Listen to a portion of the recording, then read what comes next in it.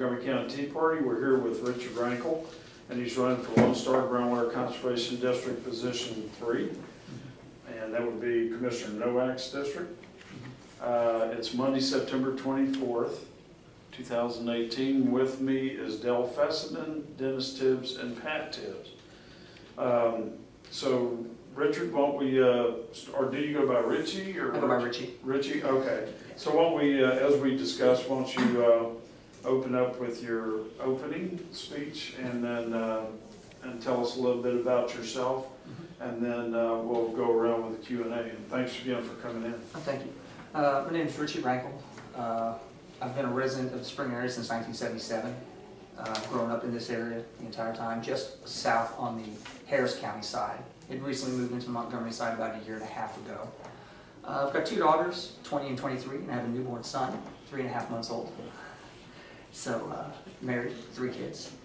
Retired 21 years in the United States military. I did 4 years in the United States Marine Corps, and immediately went to the Texas Air National Guard with the United States Air Force. Served another 2 years on active duty after 9/11. When 9/11 happened, completed 21 years with the military, retired out 2015. Been a career firefighter my entire career, between the military and civilian. I've worked for the Texas Military Department at Ellington Airport, at Ellington Fire Department, since 2002, full-time as a station captain. I've always volunteered since the military gave me that fine skill and the certifications, and so I've always volunteered with an agency outside, whether I was in Arizona or when I finally moved back to the Spring area. I volunteered with Spring Fire Department from 98 to 2006, and then I volunteered with Houston County Lake, where I have some property 100 miles north of here with them since 2010. I've run for public office 3 times as an emergency services district. I was successful twice being elected, twice to Harris County ESD number 7. The first time they were operating roughly off of about $6 million from 2009 to 2012, and then when elected in 2016, we oversee about $20 million worth of tax money towards fire equipment and the services they're providing. The third time I'd run for Harris County ESD 11, which was Cypress Creek, and was not successful because they had a whole bunch of other people that were running. So that's a little bit about myself. Okay, good deal. Thank you. You said you moved into the area about how long ago? 2 years ago? Officially moved over in April of 2017. Okay. I've been a Spring resident since August of '77. Okay, gotcha. All right, tell us a little bit about what's going on with Lone Star Groundwater Conservation District. There seems to be a lot of folks upset about the water bills.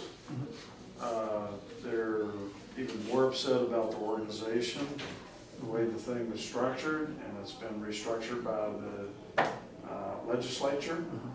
Give us an overview of that. Why do you think they did that? What they hope to accomplish, and by going from appointments to elections. And do you, yeah, let's just start with that, and just, give us a 2-minute cook tour, if you will. I had actually found out about the Lone Star Groundwater Conservation District through a Facebook post that came through with an article on it, and this was probably back in early June. And once I saw that, I told my wife, I said, hey, they're having elections. I'm going to throw my name in the hat for that. I looked at what they were about. Yes, there's roughly about 100 conservation districts in the state of Texas. I think they started them back in the late 40s, I think 48, 49, sometime around then is when they enacted that.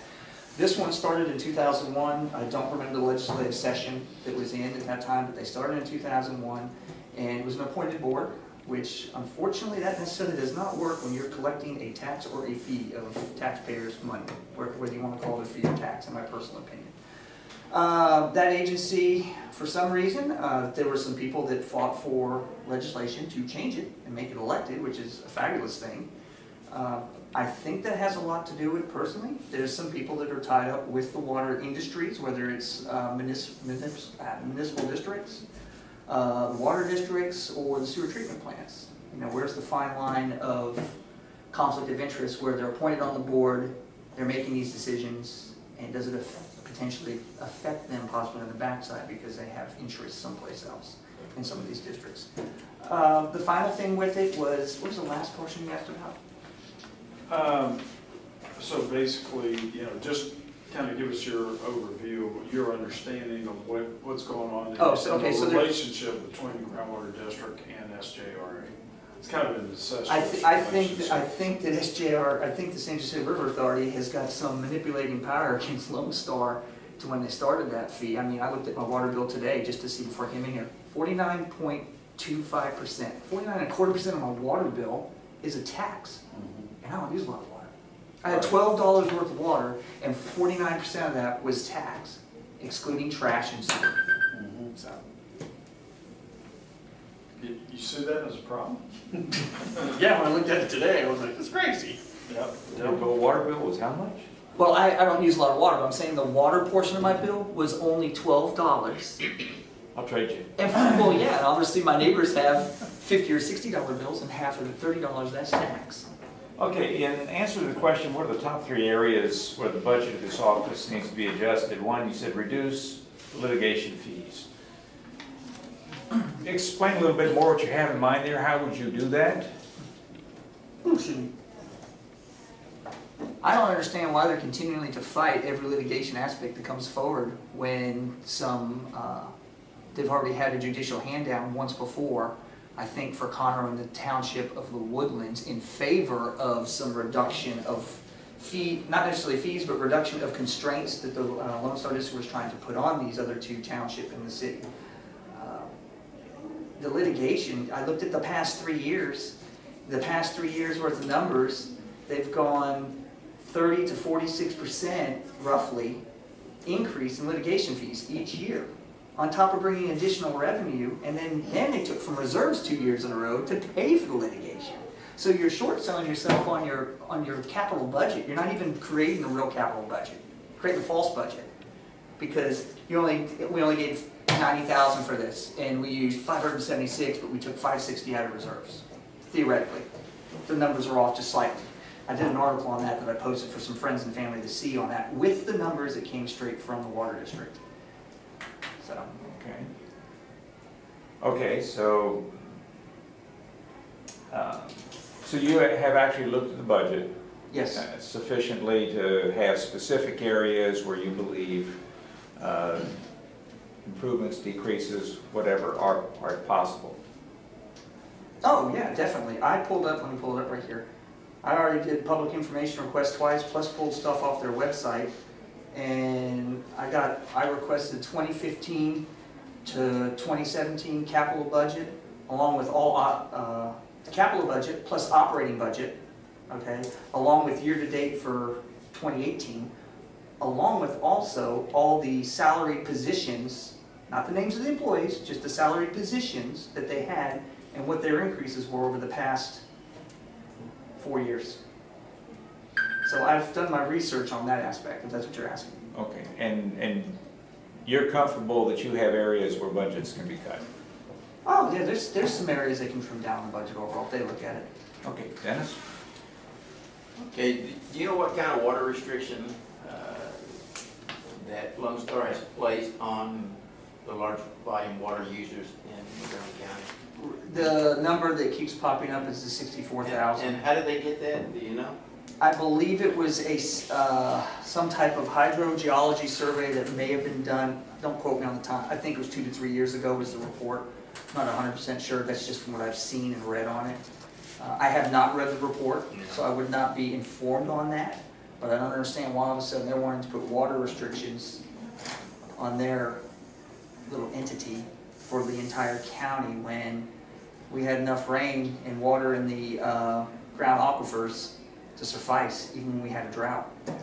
And you familiar with the Groundwater Management Area 14? No, I'm not. That one I'm not. Well, you mentioned that there's 100 conservation districts in the state, and Lone Star is in this group number 14, and there's 5 or 6 other conservation districts in it. You know if any of those people have pumping restrictions on them? No, I have not. Right next door to Montgomery County? I have not looked to see if there's regional groups that have. No, I have not. I have not looked into that aspect. Okay. Curious what you found, back to Dell's question on, and what you were looking up there as far as the salary increases. Do you know what the increases have been over the last 4 to 5 years that you researched? On average, hang on, the budget is, it's reloading because I had it on airplane mode. Here it is right here. On average, come on. There we go.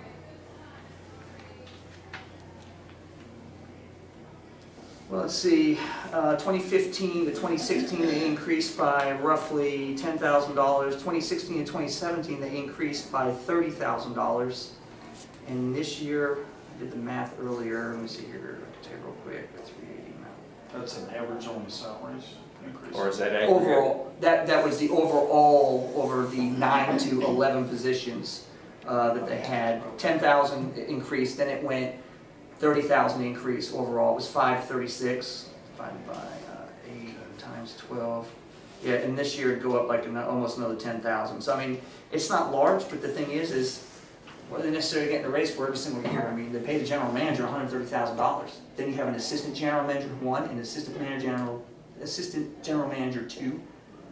You have an executive assistant, an assistant to the executive assistant. How big is this organization? It's a $2.8 million operation. We ran a $20 million operation over there. We didn't have staff that large. You know, it makes you wonder what's going on. Top heavy, huh? I had a neighbor that posted on that who's worked in senior management, and he called it out for what it was because this is ridiculously top heavy. How much is assistant general manager making? The general manager's 130, right? General manager last year made 130,000, 810. Assistant general manager 1 made 43,000 last year, but this year it's made 43,000. Oh, okay. But year to date this year, general manager 1 has made 56,000, and there's still 4 more months left. So she'll probably clear roughly about 65 on that one. General manager 2 only made 25,000, but it looks like they only worked half the year because the previous 2 years it was 48 and 53,000. So you have no explanation for those apparent They're flip-flopping. wild variances? Oh, they're flip-flopping positions. You can see it in the graph. I mean, I pulled it straight from the public information they gave me. The permitting director is making 63,000. Bookkeeper, that's standard. Okay, the bookkeeper, I'll give it to him. 55, 59,000, that's standard. Permitting technician 1 and 2, they're making 45 and 44. So you have to have a director over 2 of them. They're only permitting like 400 permits a year, or 500. To me, that's 2 permits a working day, if that much. 8 a week, between 3 people. Sorry. Yeah. I've lost No, track. I asked a question. Who's? Would you go over and ask your question? Okay, I'll take it. Okay, should 2 local government entities force residents to pay billions of dollars for infrastructure development without a vote? You said no. The voters should have the right to vote and set the rates. Voters set the rates. Well, Is that kind of like voters setting the tax rates in a sense? Yeah, what I think I meant by that was that, yes, they should have, the voters should vote on what the percentage of the tax rate, like ad valorem tax, you know, you vote for it, do you want it to be 4 to 6%, or you want it to be 6 to 10%. Right now, we don't get a vote on anything in the district on Lone Star. They set the rates completely. Okay, but do you think the average voter, with the plethora of uninformed voters, Yes. do you think the voters should be setting rates? At least have the opportunity to vote on what the span of the rate would be. Okay, that's what I'm looking at. You're right, the average voter, they're not going to go and vote because it's going to be on an off election year and it's going to be a ridiculously low turnout, realistically, depending on how the district would set their vote up. But right now, who has control? The appointees. That's it. Whether it's Lone Star or it's San Jacinto. Okay. How much time do we have? 51, 50, 49. Okay, I'll venture into the next one. The Lone Star Groundwater Conservation District was established out of the Texas legislature. I believe the San Jacinto River Authority was also established out of that body. What do you view as the correct, ideal relationship between those 2 organizations? What adjustments would you recommend to the legislature on how those two groups interrelate? That's a tough one there. I think with the Lone Star, it needs to be a little bit more restructured in the aspect of what their position is supposed to be versus them overstepping their bounds in regards to additional setting of how much, not gallons, but the amount of water rate that can come out.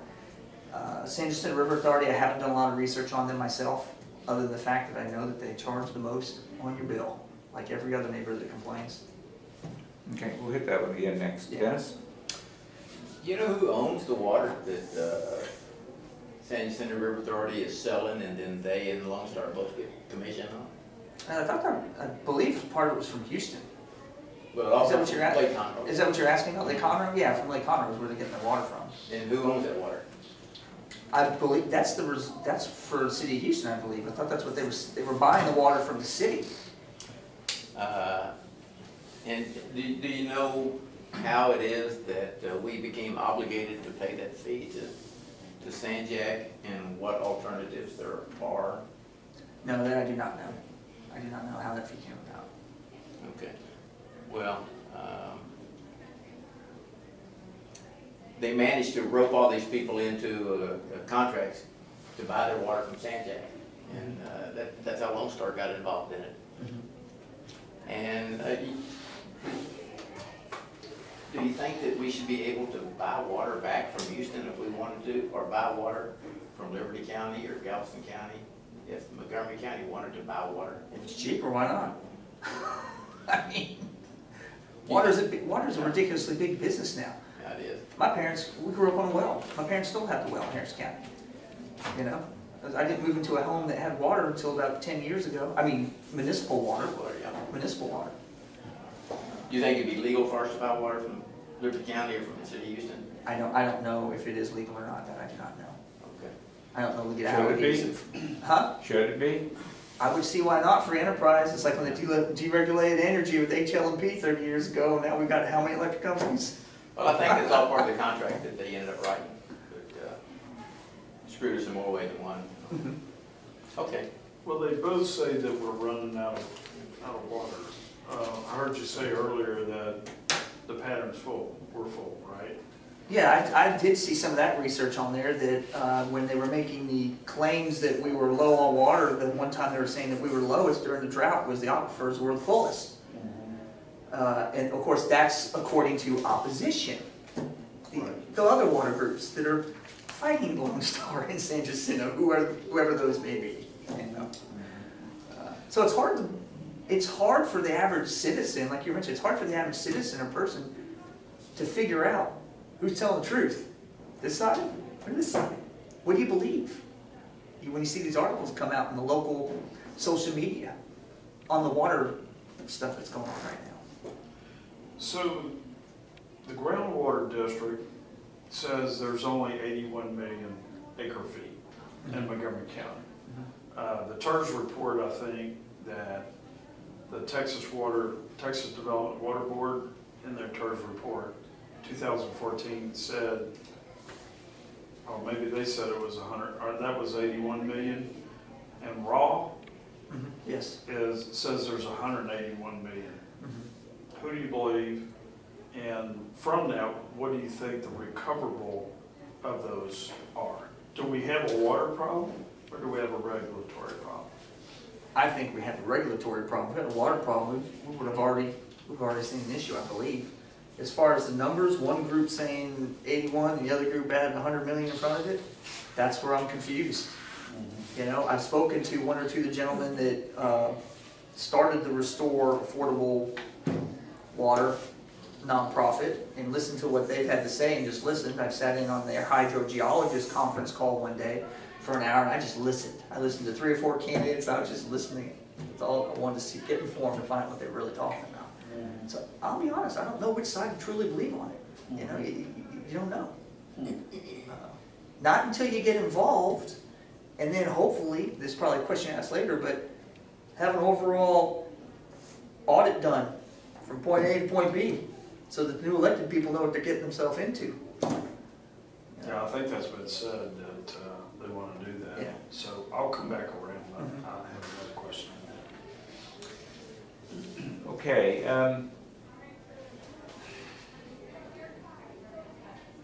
my understanding is that the bulk of the water cost increase to the residents, to consumers. Okay, so Richie, in regards to one of the questions, have you ever been convicted as a result of an arrest? And you said no, never convicted as a result of an arrest. Can you elaborate on that, please? Yes, I was involved in a case in Arizona in 1997 when an event occurred. The case went to court in June of 1999, and in the resolution of it in 2000, I had received a non-designated offense in the state of Arizona at that point in time. Okay, what happened with that? An individual that was a fellow worker in the Marine Corps had called me and asked me to pick him up at a location at one of the regular areas that people go hiking and four-wheeling out in northern Arizona of Yuma, Arizona. And I picked him up, and then that's when he had mentioned he got rid of his vehicle in a mine shaft, and I said nothing, and someone else said something a year later, and he got charged with insurance fraud. And because I went and picked him up, in that state, you're considered the driver of a crime, particularly. So. Okay. All right.